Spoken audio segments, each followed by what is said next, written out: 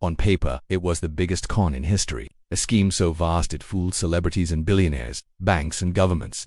Worth $65 billion. The real value was nothing. Bernie Madoff's rise and fall may be the greatest story of our time, so let's start at the beginning.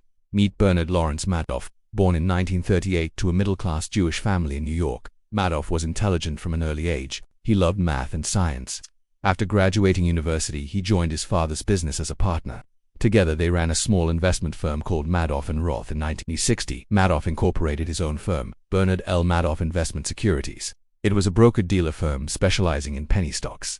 According to Madoff, his idea was to find small companies with potential, help them go public and make huge profits. But the reality was much darker. His firm was accused of stock manipulation, market abuse and fraud. But instead of facing justice, Madoff used his connections to get himself elected as chairman of the Nasdaq. As the stock market boomed in the 1990s, Madoff's reputation soared. He was the darling of Wall Street. Everyone wanted to know his secret.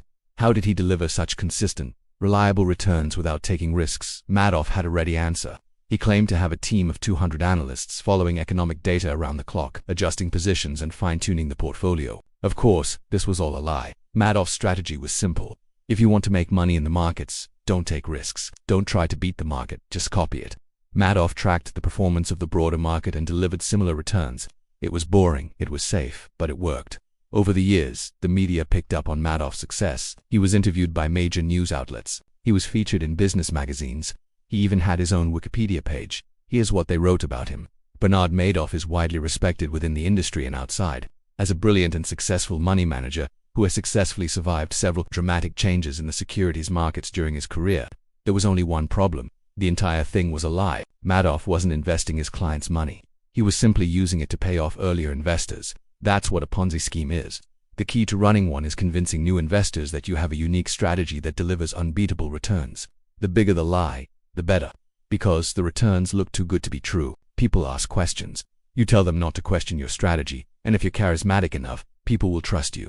They'll hand over their money and the whole thing will collapse as soon as too many people ask for their money back.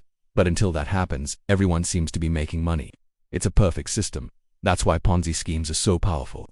And Bernie Madoff was a master. For decades, he convinced the world's richest people that he had a secret strategy for beating the markets. What's incredible is that he never even tried to hide it. According to reports, he was open about his strategy with investors and financial institutions. But no one listened because his returns were too good to be true. Madoff knew this. He thrived on it. He basked in the attention. He reveled in the praise. He was even honored as one of the most successful investors of all time. All the while he was paying investors with money he got from new investors. If you want to run a Ponzi scheme, there's no better place than Wall Street. That's because the city is built on trust. Brokers borrow money to buy stocks. Investors lend money to fund managers. Everyone believes that everyone else is acting in their best interest. And that's why the biggest financial scandal in history could have been avoided. If anyone had bothered to look beyond the numbers, Madoff's facade would have crumbled. That's because there's no such thing as perfectly consistent returns. Markets fluctuate. Economies change. Businesses fail.